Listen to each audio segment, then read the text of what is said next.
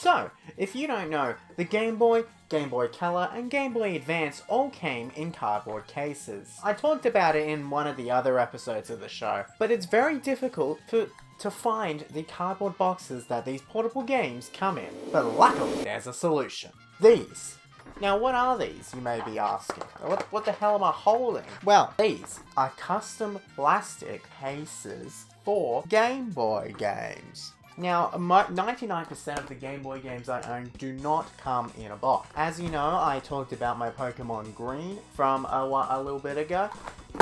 That comes in a box, and I also have Rayman for the Game Boy Advance box. But these are unofficial cases that house Game Boy Color games and Game Boy Advance games. These cases are very good for collecting. And you don't, if you just have this lying around, you'll probably lose it. Forget that you own it, or whatever.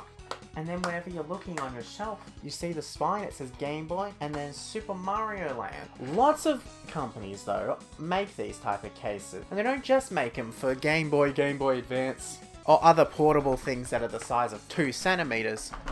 No, they also make for things like the NES. I don't have any, but they make them for the Nintendo Entertainment System, the Super Nintendo Entertainment System, and the Nintendo 64. And then they do replacement cases for the DS, for lots of different things. Now, obviously, if you're a collector, maybe it's a good idea to have them. Maybe you want them. I don't know. I'm not you. But something about just having the NES games out, I don't know. I'm having to think about it now. I kind of really only wanted the ones for the portable games because I forget I have 90% of these. You know, you could also get them for the NES or the N64 or whatever. Nothing's stopping you. But if you want to get like very specific things and you want it high quality, then you gotta go to places, this is not a sponsorship, like customgamecases.com. I think there's a lot of it on Etsy as well. You can get a lot of these type of things, and they're all really, really cool.